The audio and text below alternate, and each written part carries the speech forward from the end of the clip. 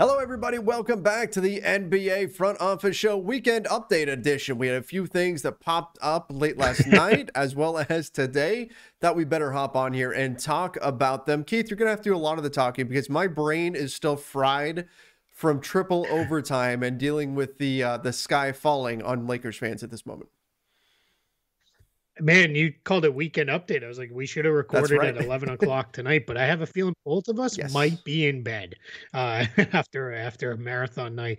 Last night, I had every intention of going to bed early, and then there's like, the Kings are keeping this close enough that like I'm gonna hang in here, and then clearly triple overtime. So that's and then I was fortunately able to turn it off, roll over, and go to sleep. And I know then you had to go to work. So it's let's see where things go for the Lakers. Just quick on that. Frank Vogel does sound like he's on the hot seat. So we don't need to spend a lot of time on that. We've already kind of talked about it. But the big news of the day came out as we were all kind of, I think, sitting there recovering from our marathon day and maybe Thanksgiving and Black Friday.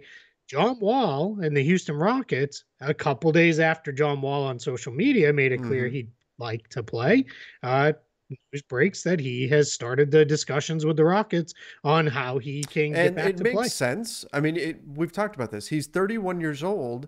It doesn't make sense for him to throw away an entire year of his career, even if he's with a bad team. And him sitting at home is not increasing his trade value. There's no team in the NBA right now thinking, well, you know what, John Wall, since they've got him bubble wrapped, maybe then we're willing to take on that salary because we haven't seen him play in so long. What is it, Keith? For the next 2 years, he's worth, dude, $91 million, and that's 91 million. There's plus. You're not helping the situation at all by having him not play. And I think the NBA, now that you brought this up on Twitter, now that John Wall has publicly said, hey, I'm healthy, I want to play, the NBA might step in here. I mean, we saw them do it in the past with Anthony Davis.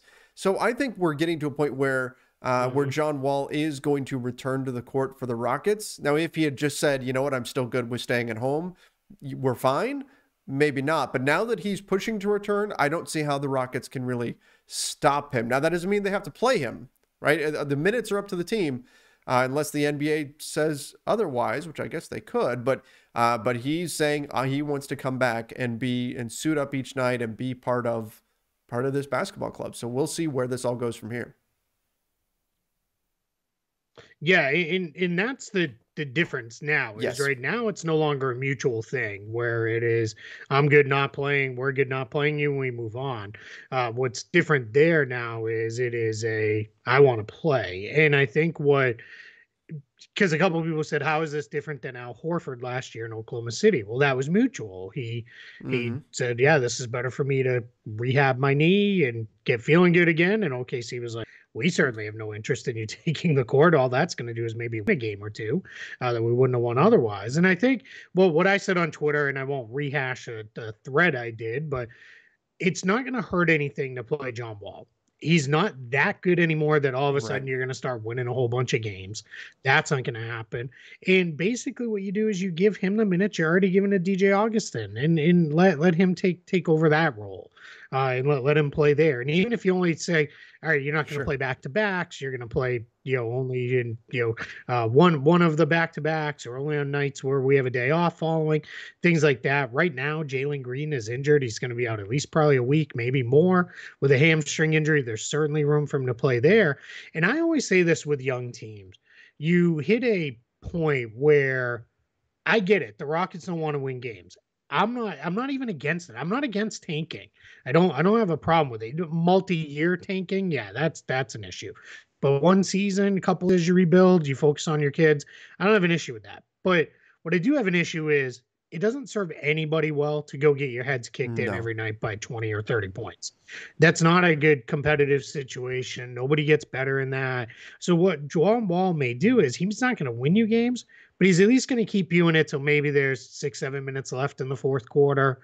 let your kids get some experience playing in some tight games, see what they can do, see what it looks like, and those kind of things, and see, all right, what does it look like if Kevin Porter Jr. plays off ball a little bit more? What does that look like? What does it look like if Christian Wood has a point guard that can actually deliver a pass on a pick and roll to him? He's just going to organize things and everything will look a little bit better. So, and then as far as his contract goes, nothing changes with John Wall's trade value unless John Wall came out and scored 45 points per game with 15 assists and looked like the most dominant basketball player we've ever seen. Then teams might be like, all right, I'm paying $90 million for that. That's clearly not going to be how this goes. So teams know what he is as a player at this point.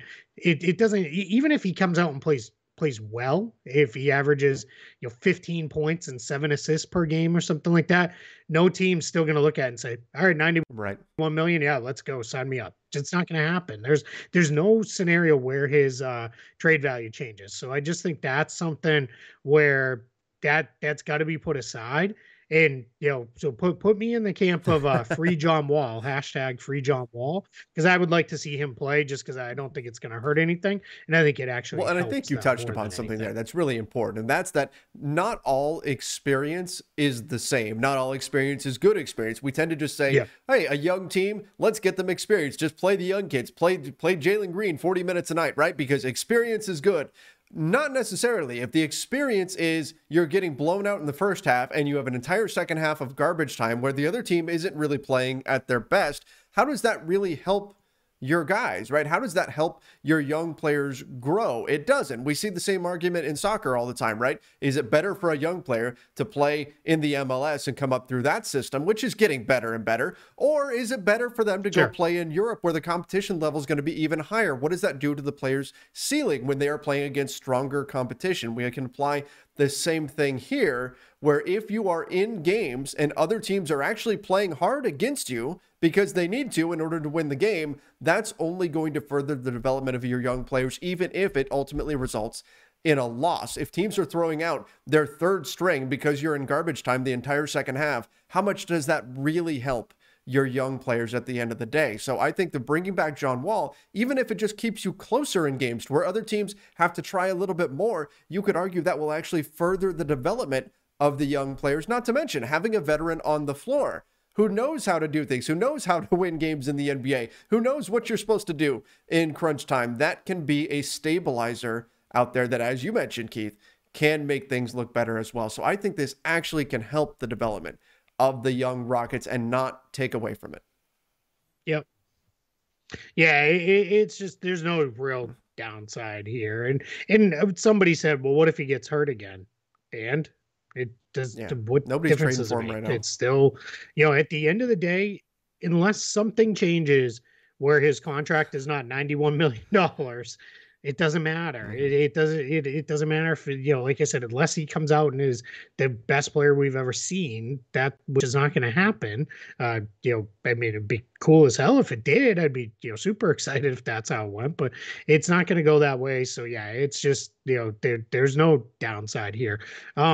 Let's do it. Injuries to a couple other quick stories. Yeah, injuries to young players, two extremely important franchise players, trending in different directions, but still both better news than they could have been. We'll start with John Morant. John Morant went down on a non-contact play where his left knee buckled. Yes. It looked bad. No weight on it. I just, history tells me, and I instantly go to that's a torn ACL, and he's done. And thankfully, it's just a sprain, is what they're saying right now. No, and I say that let's quote it. Just compared to the alternative, right?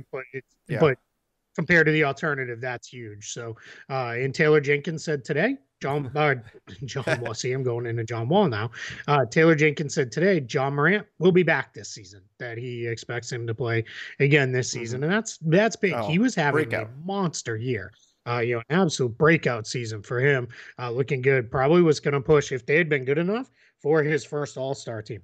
A bug just flew in my eye as we're recording here, so I apologize for the wonky video. But yeah, so that's what it looked like he was going to push for the All-Star team, really making that leap in his third year. So, as I said on Twitter, basketball gods, you've taken so much. Let us have John Morant, please. Don't take. take John Morant away. And then they're I guess they're rival-ish. I know it would be cool if this developed into a real rivalry. New Orleans Pelicans, Zion Williamson back to full participation in practice, which should mean we're probably about 2 weeks or so, they said, away from seeing him play. So that puts it about mid-December. We'll call that. So that's great too. I see Zion back out there. This guy's an absolute superstar when he can play. So let's see what he looks like. Let's see what he can do. Let's see if he stays healthy. Those are kind of the big questions right now. But we want to see again. I don't think it's going to change much for the Pelicans. They beat the Jazz last night. Somebody asked me. They beat the Jazz last night. I don't know how that happened, but they beat the Jazz. But yeah, again, Utah kind of lost their minds a little bit at the end of that game.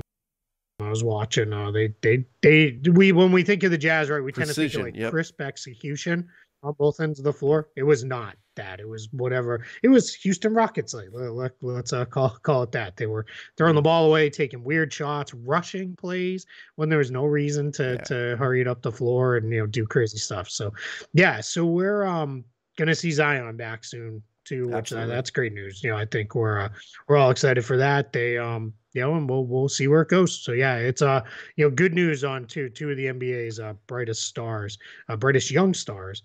Both not going to be done. Absolutely. Forever. So there's some good news, and then hopefully John Wall, we may see him back in action sooner rather than later if the Houston Rockets do relent and say, okay, come on back, John Wall. Keith, just to wrap things up, what if we go down the road where Houston, to go back full circle here, Houston says no?